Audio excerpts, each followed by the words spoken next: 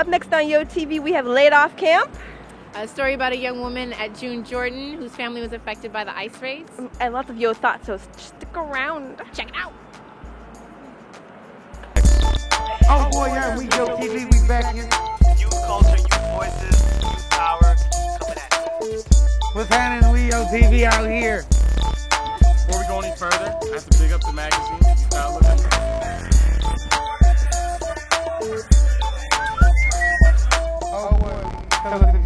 Youth Outlook, chronicle of young people's lives in the Bay Area. Known all over the Bay and beyond. Got a lot of good stuff for you this time. Yo! Hey, what's up, Yo World? This is Erica X. I'm Ming. And right now we are just chilling on 6th Street. Lots of cars going by, lots of people everywhere. You know, the economy's really bad right now. Where better to be than 6th Street in the heart of it all? People get their hustle on. We just recently were at the Temple Bar where we talked to a bunch of young people and not so young people about how the economy's affecting them. They went to a laid off camp. So stick around and check it out.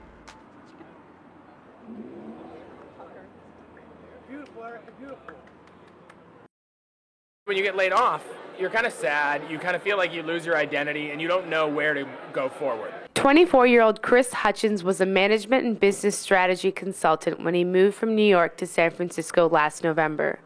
1 month after settling in at the San Francisco office, Hutchins was laid off. Instead of cribbing about being unemployed, Hutchins decided to start Laid Off Camp, a discussion-oriented, self-organized unconference. More than 300 people showed up for Laid Off Camp San Francisco, held on March 3rd during daylight hours at Temple Nightclub. I would like to create an environment that people realize that it's not just you, there's all these other options. You could start a company, you could go volunteer, there's just more you can do than look for a job. And you can look for a job, and there are jobs, and maybe there's some better ways to find them. I have a company called Arul & Associates. We provide finance and accounting services to startup companies. I have a background in accounting. I'm a CPA. I've worked in a lot of large companies, worked in a bunch of startup companies, and I found there was a need for people to help them with their accounting and finances, but not on a full-time basis. And so there's a lot of smaller companies who need that. And then even just a lot of the basics that people don't know about starting a business and running it. It was a lot of people just have questions. And so that was a good place to come and network with people as well as present a session on those basics. I'm a web designer. I do JavaScript coding as well as Photoshop, as well as some other Java database kinds of things. I got downsized in November just before Thanksgiving. It'd be nice to actually have a full-time job. I am taking freelance work, but also on the side, like, this is a perfect time to start a company. So this other guy and I are trying to get our own company off the ground. And I got laid off at the end of November from internet startup called MindKey, and I was the product manager there. Now I'm actually looking for full-time work in interactive marketing or social media marketing, and just doing some part-time consulting right now. So there's smaller startups that are closing down because they couldn't get funding. There's also a lot of people who have laid off who are now thinking about starting new businesses instead of going to look for a job because the job market isn't great.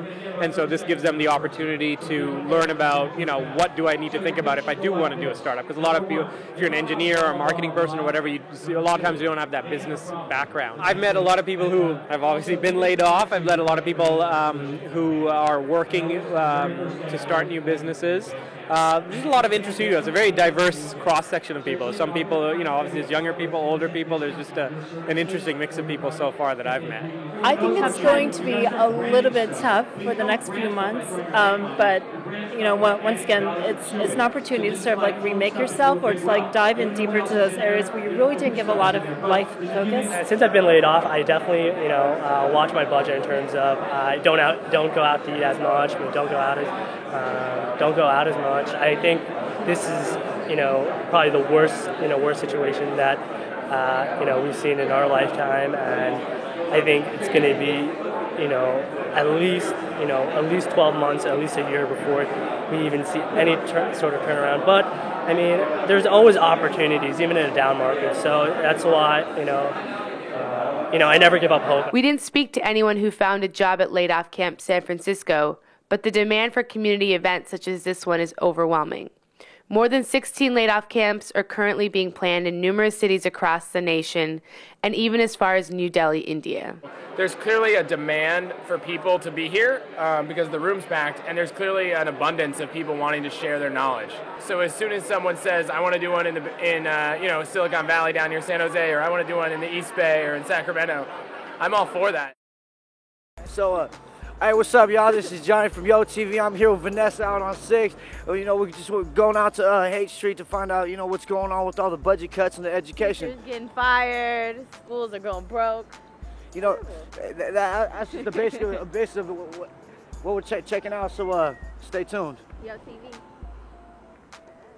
This weekend, 26,000 public school teachers in the state of California were laid off because of an $8 billion cut in education due to the California budget crisis. How does this affect you? That really does affect me because my mom was a teacher herself, you know what I'm saying? So I think the teachers, you know what I'm saying, are America's most, underpaid resource because they teach the kids, you know what I'm saying? They bring the kids up from young to old. They teach them how to do what they do. So I think that's a problem. I used to work as a teacher. It's a crazy job. Teachers should be paid $1 million for doing a good job, so.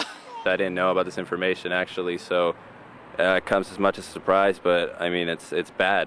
That's ridiculous. Like, that shouldn't be happening. I mean, education is an important thing. I think education is such an important investment for the future, and I really want my kids to be in great schools. And I actually just took part in this crazy lottery system in San Francisco and ended up with a great public school. And I wish that all kids in San Francisco and everywhere would have access to wonderful free education. I guess it affects me vaguely. I don't have anybody, I don't have any kids or anything, but education is important. People need to be in school, so it kind of affects me, indirectly. Being a police and a teacher is the hardest job in the world besides being a mama. They never pay either one of them enough, you know what I mean?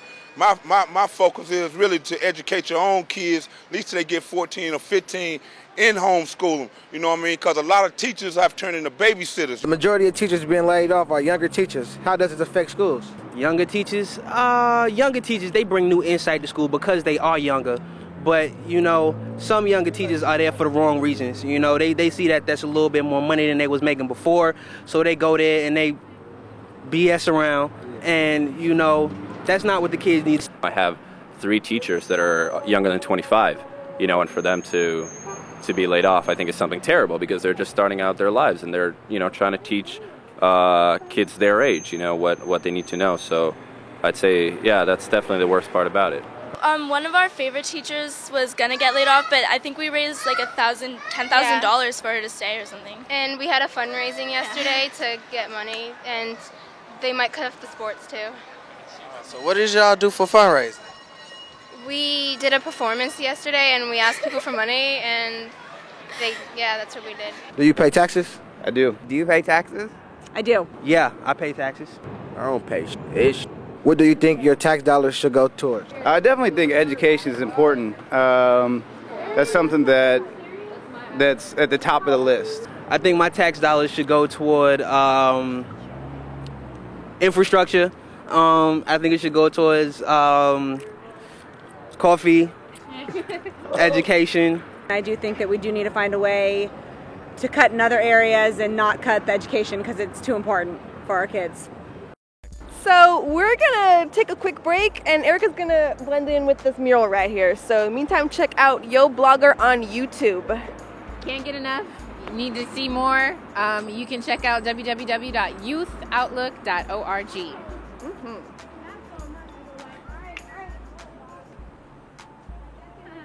This year, I know for sure, we got a couple of new teachers, and all of them have gotten pink slips.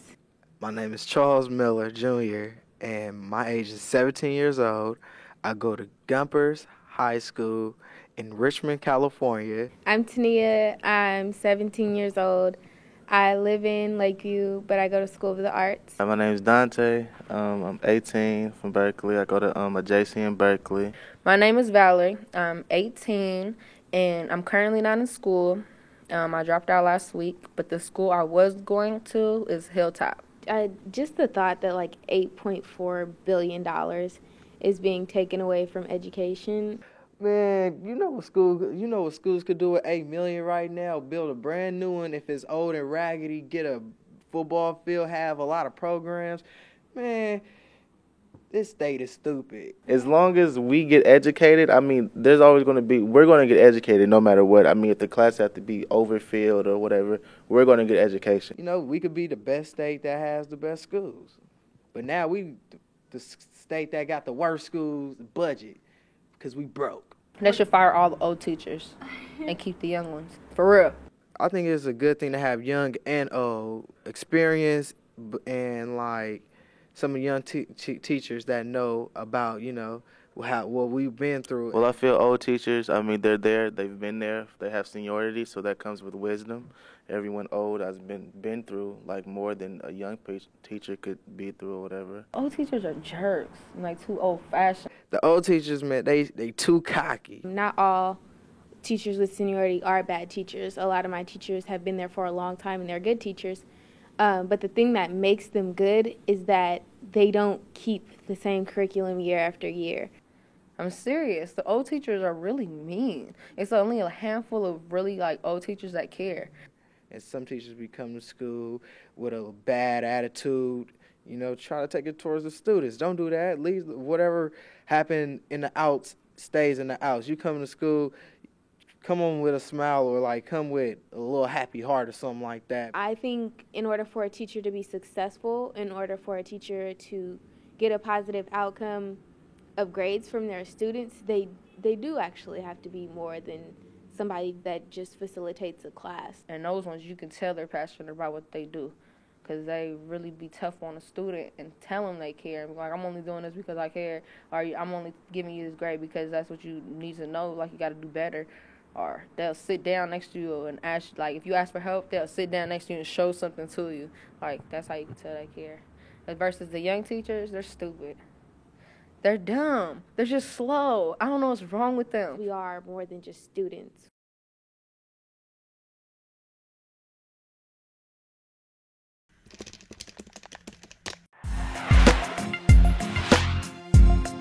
Youth Outlook documents current events and issues going on in your community.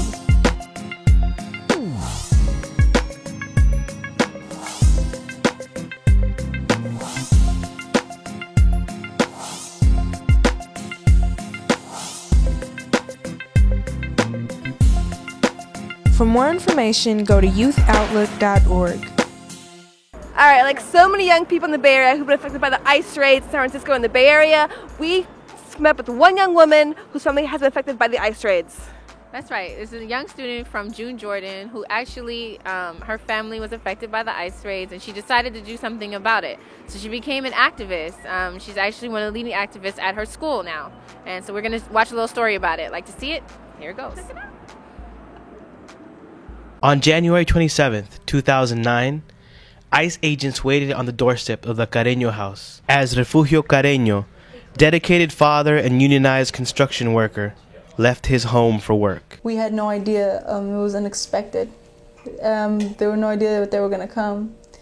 Yo salí de mi recámara y me encontré con que ya estaban ellos aquí dentro de mi casa, ya tenían a mi esposo esposado. Lo obligaron a que abriera la puerta de la casa. Me dijeron que era migración y que estuviera tranquila. ICE agents took Refugio Carreño, deporting him to Mexico that very day.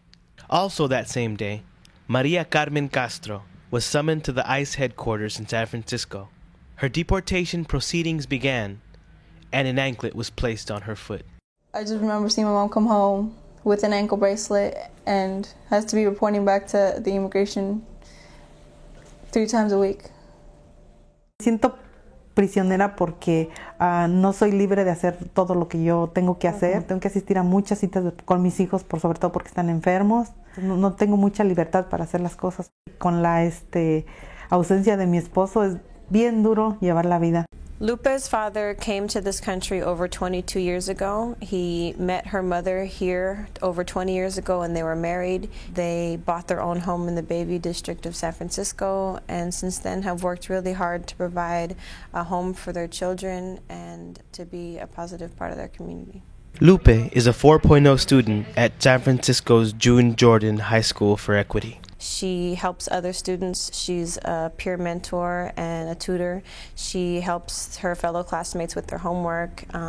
She is a leader in our school. I try not to let it affect me. I don't want to act as if something's wrong, even though I really can't, because I can't concentrate thinking about it. And now that he's gone, it seems like the house is dead. It's quiet, dull.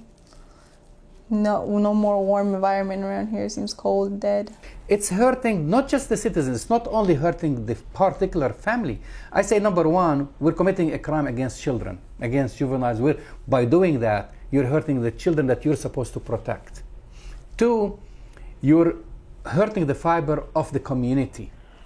Mis hijos lloran mucho, los tres. Ellos no quieren ver ni la ropa de su papi. Él es todo para nosotros.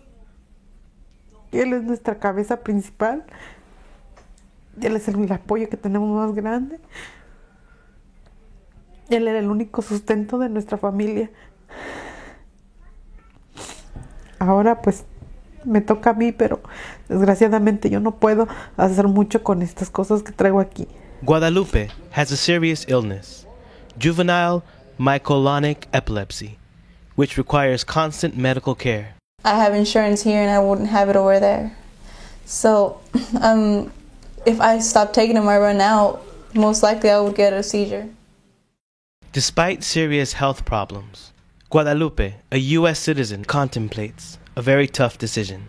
Should she leave to a country she knows nothing about or stay with no family? It wouldn't feel right. I would miss them, they would miss me. Since the ICE raid, Lupe has stepped up her leadership and has now become a voice not only for her own family's right to stay here, but for families facing deportation all over the country.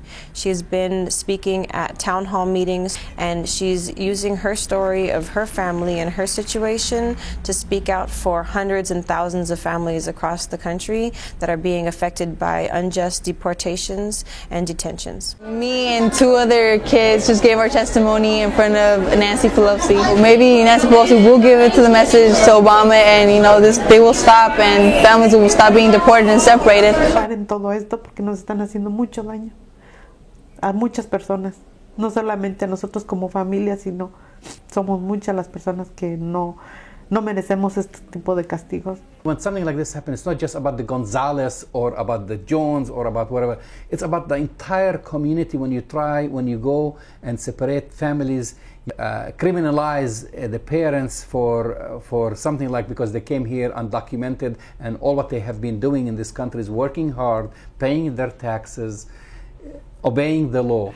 No debemos nada ni tenemos nada de qué avergonzarnos. Siempre tenemos la cabeza en alto. It's the worst pain anybody could feel.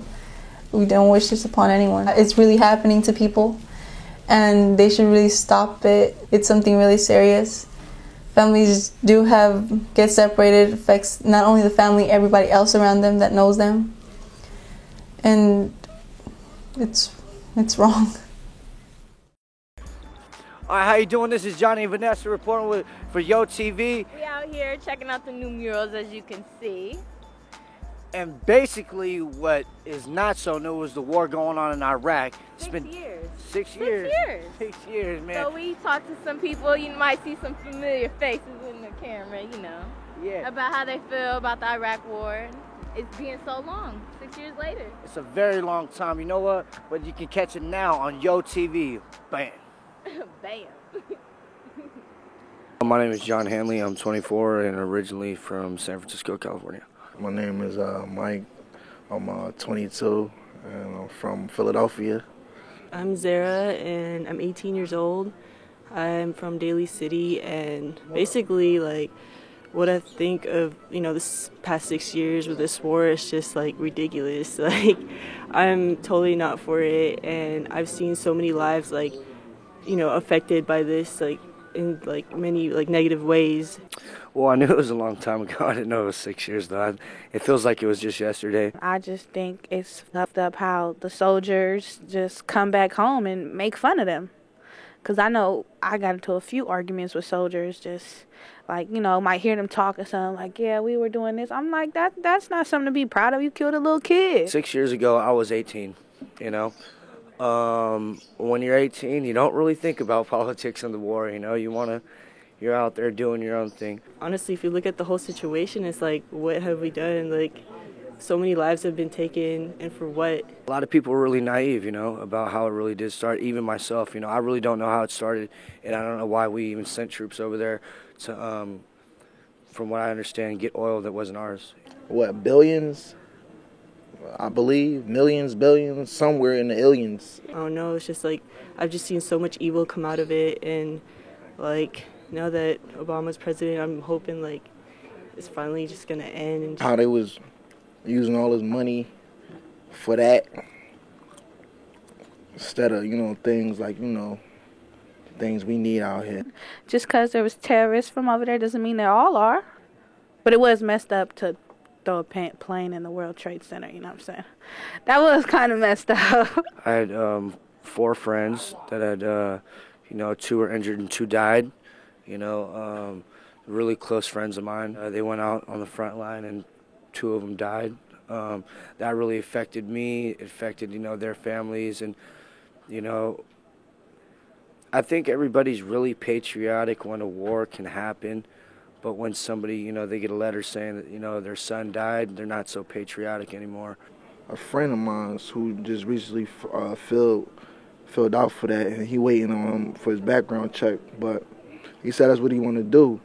And it's crazy because before he asked me that, he, you know what I'm saying, he was saying, he was like, yo, Mike, what I'm going to do out here? Like, I don't know what I'm going to do. You know what I'm saying? I'd rather just go to the Army. And it kind of like hit me a couple of days later when he said that, like, what am I going to do? I asked myself that question. I have an older cousin that's, he's in the Navy, and he's over there now. I got a cousin who's in the Army. I got an uncle who's in the Air Force. He was telling another kid around my age, you know, if you go there, you be set. You have your apartment, you have your car, you know what I mean? That's cool, that's fine and dandy, but just, again, that's something, you know, that's just the route I want to go. Like, you know, and like I just heard of so many like stories of people coming back from Iraq, like with PSTD too, and like it totally just ruins their life. The way I see Americans, like, we're always sticking our nose where it doesn't belong. You know, maybe that's just me. I'm not going to quote myself.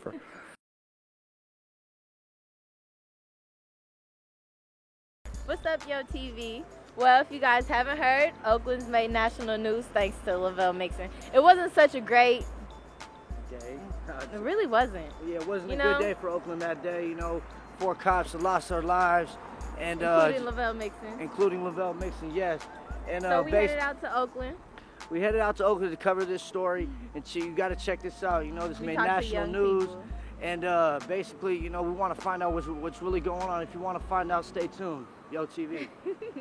Thank you. You did it.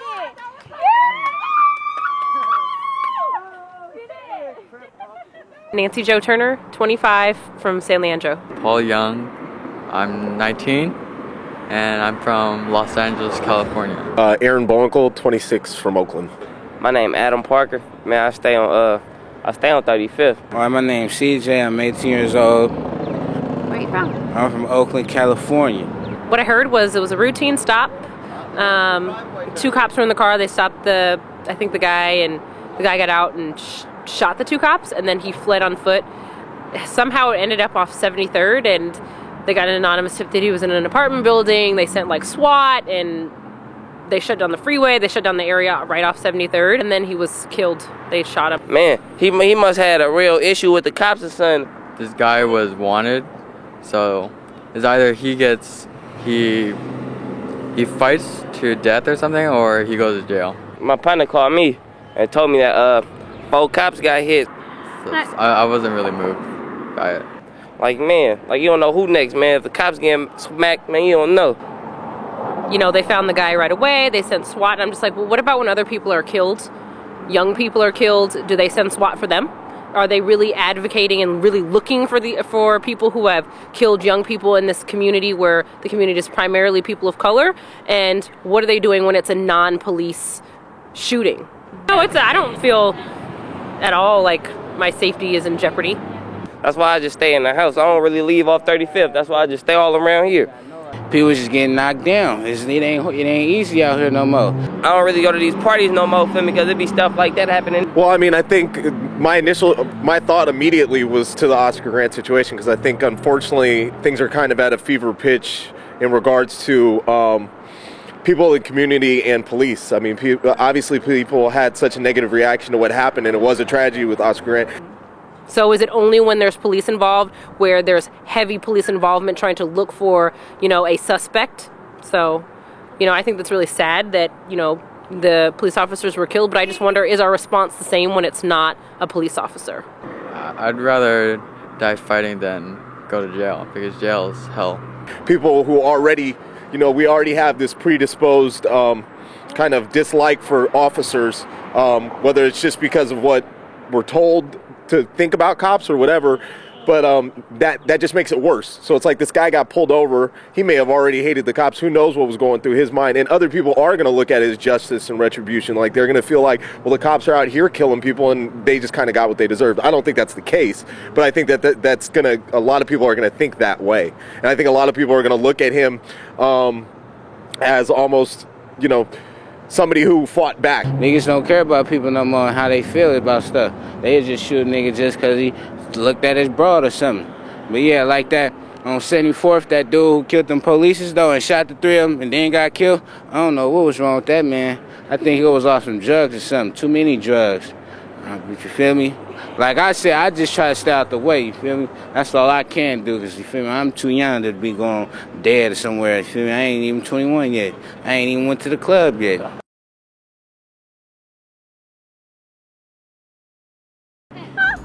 So it is now time for us to go. Sorry, we got to go. We'll see you again next time. But we just wanted to let you know about our magazine. We are in print. Doing a fabulous television show. Youth Outlook has a magazine. This one has issues about Oscar Grant, about immigration, about world politics, love, relationships, etc. So you can pick one of these up at your local library if you live in the Bay Area, or at your school. Yeah, and other than that, keep chilling, have an Irie time, and we'll see you next time. Word. Oh, Jesus, my hair. That is a mess. So, can we start her? All right. What you'll see. All right.